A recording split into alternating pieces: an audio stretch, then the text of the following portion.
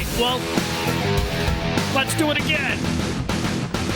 And now, back to our show. Well, thanks, Damon. You're welcome. Twice.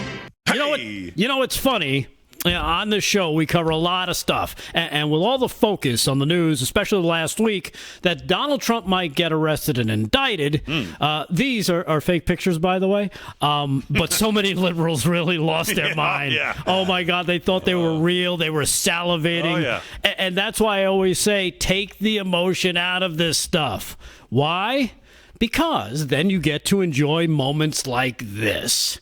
This gentleman is one of our favorite senators from the great state of Louisiana, Mr. Senator John Kennedy. Yes. Whenever there's a hearing on Capitol Hill and Senator Kennedy is involved, you can bet we're going to play it. Why? Because he's always offering up basically a greatest hits of simple questions that help expose the morons that come to testify from the Biden administration. Yeah. And lately, in the nominee hearings for potential judges, Senator Kennedy has made his asking of simple questions a thing of beauty. Oh, yes. Take, for instance, his questioning just a few weeks ago of Judge Charnel Jelkengren as he asked her this simple question about Article 5 and Article 2 of the United States Constitution. Tell me what Article 5 of the Constitution does. Come on. Come on, Article Judge. 5 is not coming to mind at the moment. Oh, Okay. How about Article 2? oh, that's easy. This one is. Neither is Article 2. Okay. Now, for those of you non-lawyers out there, all of us, the Article 5 of the United States Constitution describes the process of altering the Constitution. Article 2 says the executive power shall be vested in the President of the United States. You would think questions such as these would be, softball questions for lawyers and justices.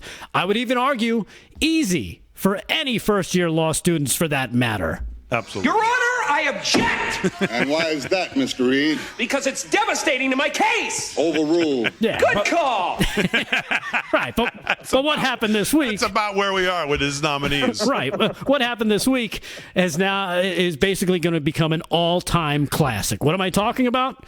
Well, I'm talking about this guy. Say hello to Mr. Shane Cato Cruz. He's the United States Magistrate Judge of the United States District of Colorado, which is where he's a nominee to serve as United States District Judge. A significant upgrade from his present position, and one that could lead to even more prestigious appointments later on in his career. Oh, I doubt it. You would think, and you'd be correct, and reasonably so, that someone of his stature within a judicial community and who is now a nominee for a federal judgeship would have to be, well, one of the best around. You're the best around. Nothing's gonna ever keep you down. But it's the Biden administration. Oh, God. And as we have seen from their choices throughout the last 2 years, merit, well, that just doesn't matter. No. That's because of what should be an easy question for someone who's not only served on the Arizona Law Review and been a lawyer for 20 years combined. 20 What was the question, you ask? Well, it was about the Brady motion. Here, watch it for yourself. Tell me how you analyze a Brady motion. How I analyze a Brady motion? Yes. Yes.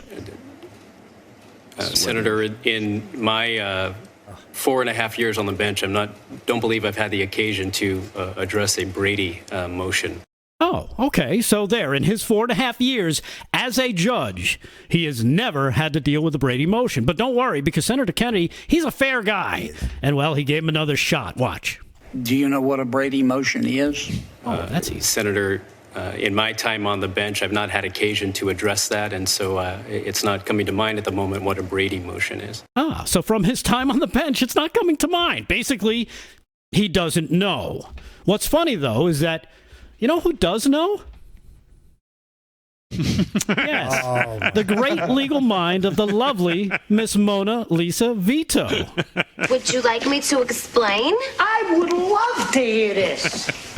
So would I. Yes, I think we'd all love to hear this, Miss Vito. So would you please explain the Brady motion if you would? And I just hope Judge Cato Cruz is paying attention. Don't you want to know why Trotter gave you his files? I told you why already. He has to. By law, you're entitled. It's called disclosure, you dickhead. Now, don't get me wrong. I'm not sure if that last part is in the rule or not. Yeah, I don't know. Probably Is not. that it? No, there's more. Oh, there's more. Judge Cato Cruz, you might want to be taking some notes here as the complete refreshers course continues with this explanation from Ms. Vito about the Brady motion, and it continues. He has to show you everything, otherwise it could be a mistrial. He has to give you a list of all his witnesses. You can talk to all his witnesses. He's not allowed any surprises. So there you have it. The Brady motion, explained by Miss Mona Lisa Vito. Thank you, Ms. Vito.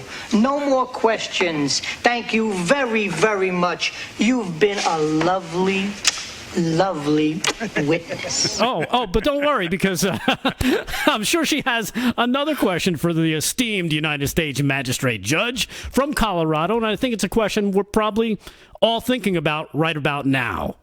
Didn't teach you that in law school either? Yeah, I guess the answer would be no. I mean, really, what even is that? Ladies and gentlemen of the nation, I think the only thing Senator Kennedy should have said after that exchange with Judge Cato Cruz is this. I got no more use for this guy. That sounds about right. And I think it's fair to say Judge Cruz and Judge Jelkengren should not be appointed to any higher bench, since it's obvious they probably need to go back to law school. Oh, or at the very least, watch My Cousin Vinny. They might learn something. They will. Damon, back to you.